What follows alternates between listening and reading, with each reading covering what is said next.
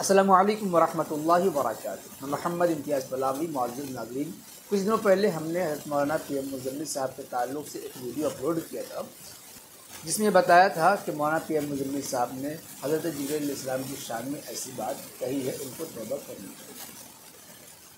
अगले दिन हमारे प्यारे दोस्तों की वजह से मौलाना पीएम मुज़म्मिल साहब के ज़रिए कॉल पर गुफ्तगू हुई और उनका बयान आया, जिसमें उन्होंने रुजू का तज़किरा किया था। हमने उसे भी अपने चैनल पर अपलोड किया और कहा कि देखिए मौलाना ने तौबा कर ली है, रुजू भी कर ली है। लेकिन इससे ज़्यादा मुतमईन नहीं हुए हम भी और बहुत से अहबाब भी।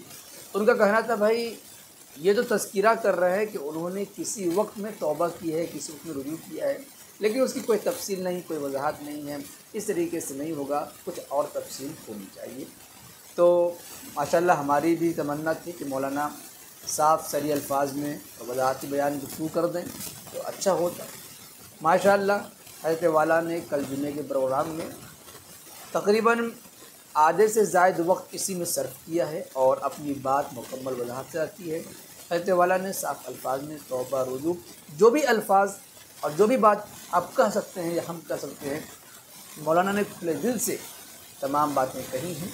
मैं चाहूँगा कि मौलाना की ज़ुबानी आप उनके पैगाम को, उनके बयान को, उनकी वजाहत को सुन लें। मेरा ख़्याल ये है कि इस वजाहती गुफ्तगू के बाद अब फिर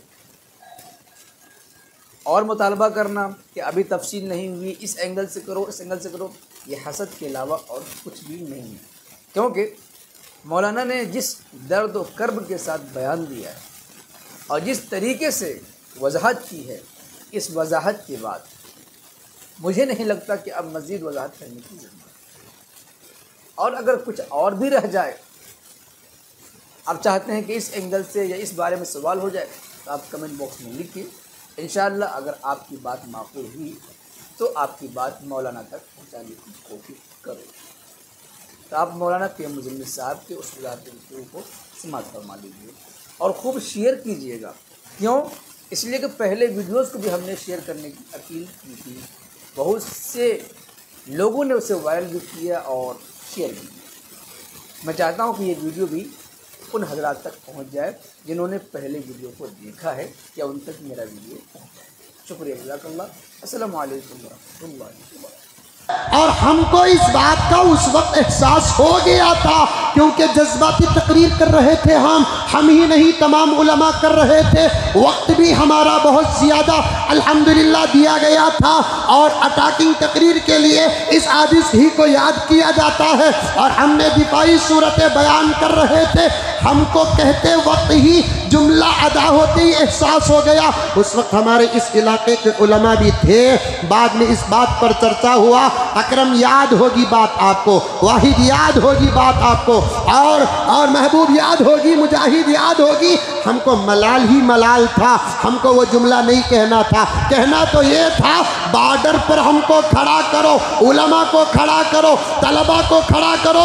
उस मुल्क से इंसान का हम हवा भी आने नहीं देंगे, परिंदा भी आने नहीं देंगे। हमने तकरीबन 6-7 महीने के बाद जब हद से ज़्यादा मलाल हुआ, हमने उस वक्त तकरीर भी कर दी और इस बात का इजहार भी कर दिया कि हमने हज़रत जिब्रील के बारे में ऐसे नहीं कहना था जो हमने कह दिया था। अब क्या किया जाए? हज़रत जिब्रील से माफ़ी मांगने के लिए क्या किया जाए और उनको खुश करने के लिए क्या किया जाए? याद रखना, अगर आप इनकार करेंगे तो अल्लाह की अदालत में मेरे और आपके बीच में फैसला होगा। आप शौक़ से आते हैं, आप शौक़ से आते हैं, आप शौक़ से आते हैं और सुनते हैं। मैंने उस तकरीर में कहा था कि हज़रत जिब्रील के बारे में मेरे दिल में खलक थी। मैं सोच रहा था क्या, वो भी बरसरे आम माइक में, मिंबर में और जुमे के मौके में कहा, अब वो उठाओ, वो उठाओ, वो उठाओ। अरे ऐसी क्लिप तो तकरीबन 6 महीने पहले भी वायरल हुई थी, 1.5 साल पहले भी वायरल हुई थी। जब उठाएंगे तब हम रुजूनामा पेश करें। ये कहाँ का जुल्म है भाई, ये कहाँ का जुल्म है? एक मरतबा इंसानियत और सलाहियत से अहले इल्म, नंबर तो इस आदिश का मशहूर है, एक पीएम है जिसका कोई नंबर नहीं है, ये वो पीएम है जिसका नंबर बच्चे बच्चे को याद हो चुका है।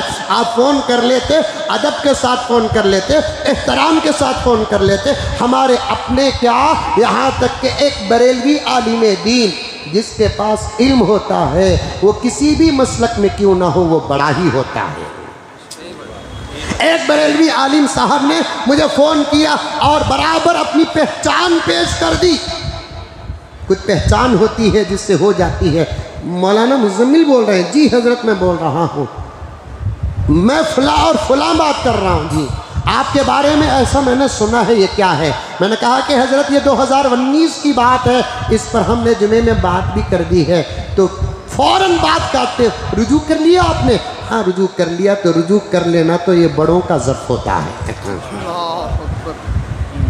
रुजू करना तो ये बड़ों का ज़र्फ होता है, और तहक़ीक़ के बगैर खुजाना तो ये कम ज़र्फ़ों की आदत होती है।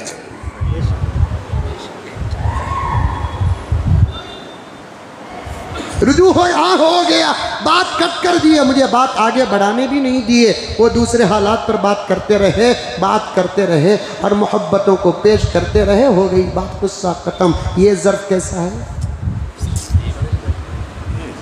ये ज़र्फ़ कैसा है? और एक साहब तो यहाँ तक कह दिया फलां और फलां और फलां है, लाल रुमाल, पीला रुमाल, काला रुमाल। हमारी ही बेअदबियाँ नज़र आती हैं। तुम ना पालने वाले बापों की बेअदबियाँ क्यों नज़र नहीं आती? जो मदीने में रोज़ा अक़दस के पास चप्पल पहन कर जाते हैं, उनके ज़रा खिलाफ बोल कर देखो। जो मदीना मुनव्वरा में यहूदियों को आने की इजाज़त दे रखी है, उनके खिलाफ ज़रा बोल कर देखो। हरमैन शरीफैन के अतराफ अकनाफ फिल्म और क्या कहते हैं सिनेमा घर बना रखे हैं, उनके बारे में ज़रा बोल कर तो देखो। तुम्हारे पेट पे लात ना पड़े तो फिर हमको पूछना। हिम्मतें वहाँ ना दिखाओ जहाँ चलती है, हिम्मतें वहाँ दिखाओ जहाँ तुम्हारी नहीं चलती। इसी पर हिम्मत की सनद दी जाती है। एक हमने हज़रत जिब्राइल को गाली भी नहीं दी, सीगे वाहिद से इस्तेमाल भी नहीं किया, गुस्ताखी भी नहीं की और जानबूझकर भी नहीं किया, जुबान से निकल गया। रुजू भी तो कर रहे हैं, वहाँ हज़रत जिब्राइल का नाम लेना नहीं था हमको, हम रुजू भी कर रहे हैं। कलमा पढ़ना है, पढ़ लेंगे। कलमा बार बार पढ़ना कौन सी शर्म की बात है? अब तक कलमा पढ़ते थे, अल्लाह सुनता था, मैं पढ़ता था, मेरे दरमियान अल्लाह के दरमियान में गवाही थी। अब पढ़ लेता हूँ, चलो कलमा। ला इलाहा इल्लल्लाह मुहम्मदुर रसूलुल्लाह अशहदु अल्ला इलाहा इल्लल्लाह व अशहदु अन्ना मुहम्मदन अब्दुहु व रसूलुहु। ये शान अल्हम्दुलिल्लाह अल्लाह के फजल से हासिल है कि इतना बड़ा मजमा मेरे ईमान का गवाह। और क्या चाहिए? खरीद